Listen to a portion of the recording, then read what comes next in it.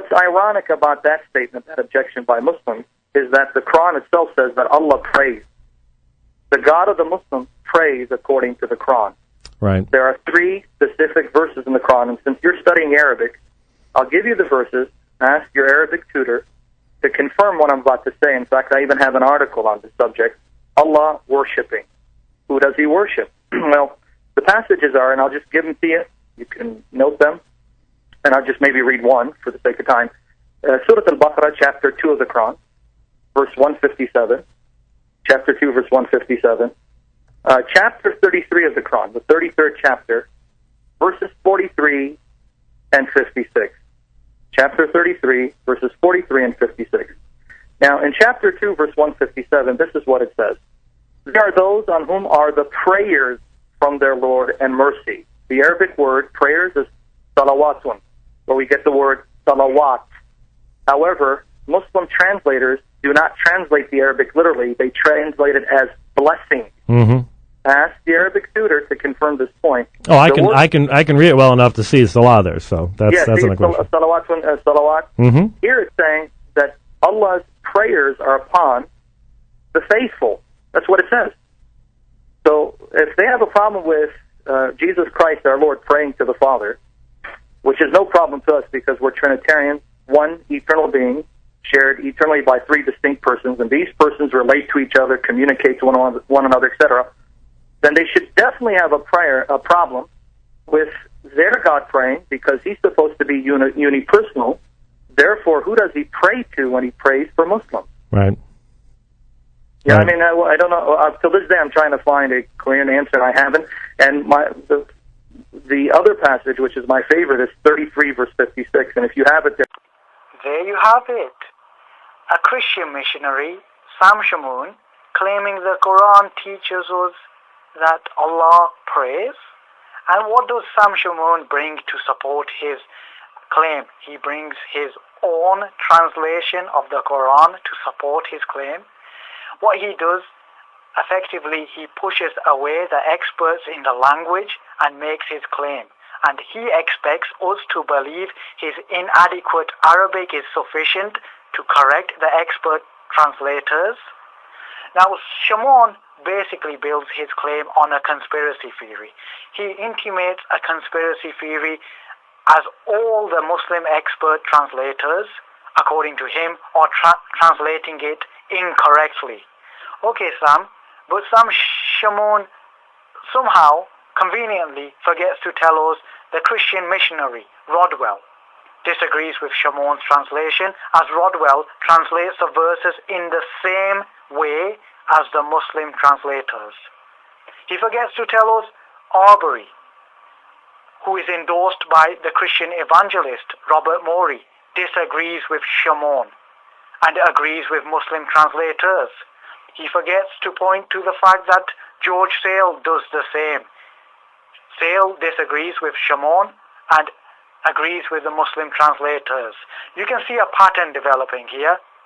However, if Shamoun genuinely felt there was an issue of disagreement concerning the Arabic words used, then why did he not bother to do the sensible and scholarly thing and consult an authoritative lexicon?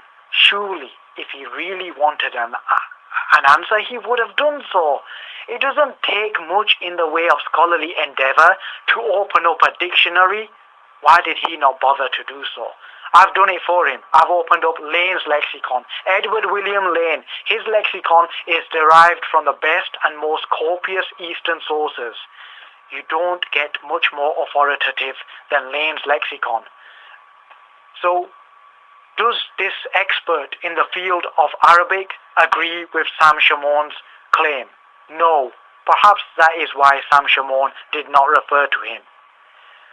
From Lane's lexicon, we learn that the word in question, salah, once it is said of Allah, it does not refer to Allah praying, but refers to Allah blessing, or having mercy, or magnifying, or conferring honor on somebody or bodies.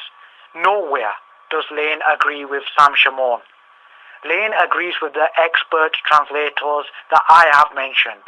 So Sam Shamoun is quite simply wrong and bringing stuff of conjecture to the table.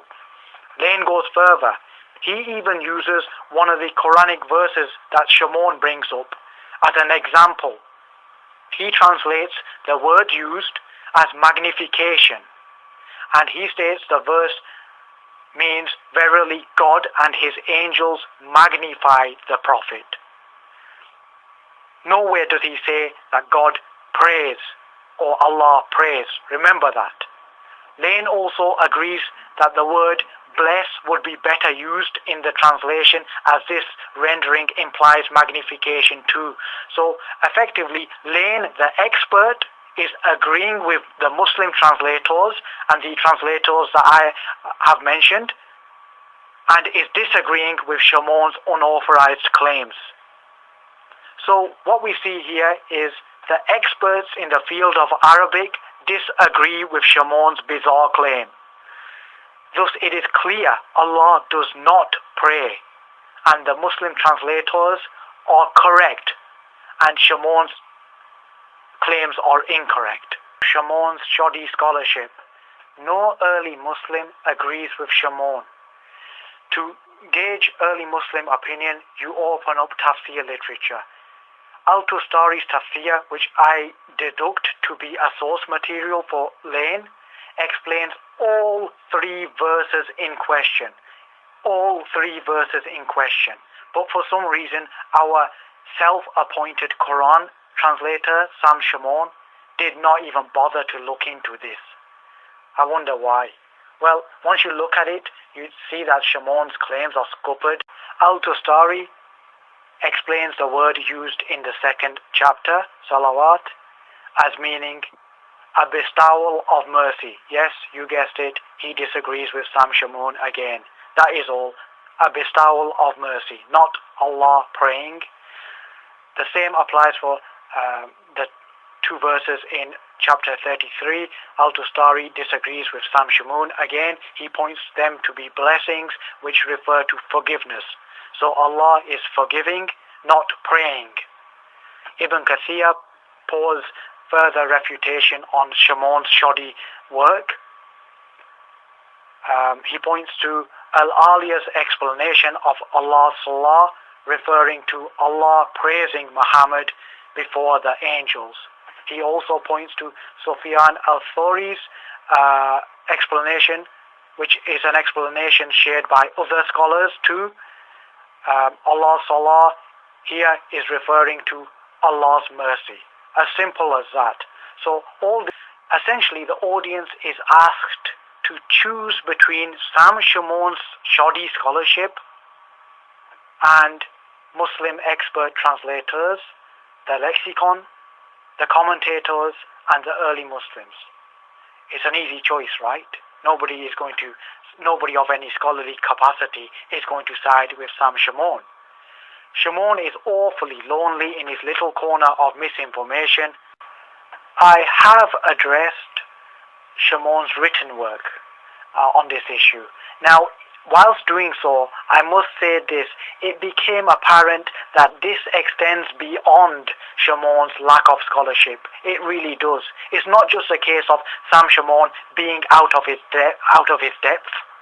It points to Shamoun's deliberate misdirection of his audience and intellectual dishonesty. The article that I have produced to counter his article points to Shamoun's deliberate distortions with regards to his misdirection related to Palmer's translation and willful manipulation of scholarly difference. This was a case of abysmal, and I repeat, abysmal intellectual dishonesty. These are not light charges, Sam. Take this seriously. It is high time Sam Shamoun developed a scholarly backbone.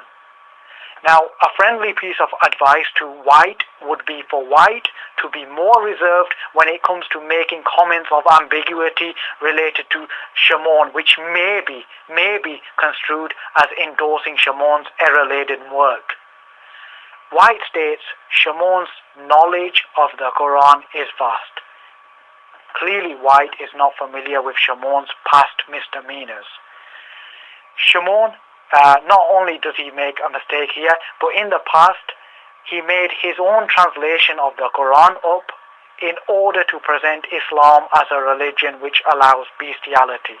Go figure. Now, I leave the rest in White's capable hands. I am hopeful he will admonish Shimon and rectify the situation immediately by either removing the misinformation from circulation or appending some sort of disclaimer to make certain nobody is misdirected by Sam Shimon's pronouncements.